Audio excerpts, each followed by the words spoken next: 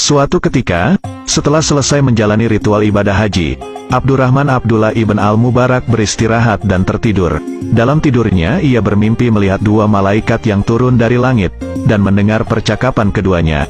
"Berapa orang yang datang tahun ini untuk berhaji?" tanya salah satu malaikat kepada malaikat lainnya. 600.000 jamaah, jawab malaikat yang ditanya. Berapa banyak dari mereka yang diterima ibadah hajinya? Tidak satu pun. Percakapan itu membuat sang Abdullah al-Mubarak gemetar. Ia menangis dalam mimpinya. Semua orang-orang ini telah datang dari belahan bumi yang jauh, dengan kesulitan yang besar dan keletihan di sepanjang perjalanan, berkelana menyusuri padang pasir yang luas, dan semua usaha mereka menjadi sia-sia, pikirnya. Sambil gemetar, ia melanjutkan mendengar percakapan kedua malaikat itu. Namun ada seseorang, yang meskipun tidak datang menunaikan ibadah haji, akan tetapi ibadah hajinya diterima dan seluruh dosanya telah diampuni. Berkat dia seluruh ibadah haji mereka diterima oleh Allah. Kenapa bisa begitu? Itu kehendak Allah. Siapa orang tersebut? Ali bin al-Muwafaq, tukang sol sepatu di kota Damasik, Damaskus. Mendengar ucapan itu, Abdullah al-Mubarak pun langsung terbangun dari tidurnya. Sepulang haji, ia tak langsung pulang menuju rumah, akan tetapi langsung menuju kota Damaskus, Syria. Hatinya terus bergetar dan bertanya-tanya. Sesampai di sana, ia langsung mencari sang tukang sol sepatu yang disebut malaikat dalam mimpinya. Hampir semua tukang sol sepatu ia tanya, "Apakah ada tukang sol sepatu yang bernama Ali bin al-Muwafaq?" "Ada, di tepi kota," jawab salah seorang tukang sol sepatu sambil menunjuk arahnya. Sampai di sana ia mendapati seorang tukang sol sepatu yang berpakaian amat lusuh. "Benarkah Anda bernama Ali bin al-Muwafaq?" tanya Abdullah al-Mubarak. "Betul Tuan, ada yang bisa saya bantu? Saya hendak tahu, adakah sesuatu yang telah Anda perbuat, sehingga Anda berhak mendapatkan pahala haji mabrur? Padahal Anda tidak berangkat haji." "Wah, saya sendiri tidak tahu Tuan, coba ceritakan bagaimana kehidupan Anda selama ini."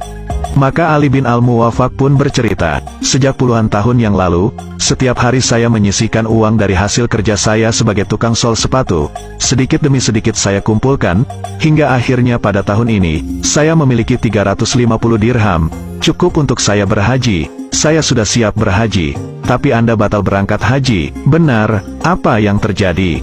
"Ketika itu, istri saya hamil dan mengidam. Waktu saya hendak berangkat, saat itu dia ngidam berat. Suamiku, adakah engkau mencium bau masakan yang nikmat ini?" "Iya, sayang, cobalah kau cari, siapakah yang masak sehingga baunya begitu nikmat. Mintalah sedikit untukku," pintanya. Kemudian saya pun mencari sumber bau masakan itu. Ternyata berasal dari gubuk yang hampir runtuh. Di situ ada seorang janda dan 6 anaknya. Saya mengatakan kepadanya bahwa istri saya ingin masakan yang ia masak, meskipun sedikit. Janda itu diam saja memandang saya, sehingga saya mengulangi perkataan saya, ungkap Ali bin al-Muwafaq. Akhirnya dengan perlahan ia mengatakan, "Tidak boleh Tuan, dijual berapa? Akan saya beli." "Makanan itu tidak dijual," katanya sambil berlinang air mata. "Kenapa?" sambil menangis. Janda itu menjawab, "Daging ini halal untuk kami dan haram untuk Tuan." Dalam hati Ali bin al-Muwafaq bertanya, bagaimana mungkin ada makanan yang halal untuk dia, tetapi haram untuk saya? Padahal kita sama-sama muslim. Karena itu saya mendesaknya lagi, "Kenapa?" "Sudah beberapa hari ini kami tidak makan. Di rumah sama sekali tak ada makanan. Hari ini kami melihat keledai mati. Lalu kami ambil sebagian dagingnya untuk kami masak, dan kami makan." Dengan sesenggukan janda itu menjelaskan. Mendengar ucapan tersebut, saya menangis, kemudian kembali pulang. Aku ceritakan perihal kejadian itu pada istriku.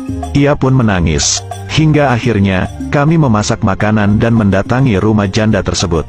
"Ini kami bawakan masakan untukmu." Uang peruntukan haji sebesar 350 dirham pun saya berikan pada mereka. "Pakailah uang ini untukmu sekeluarga.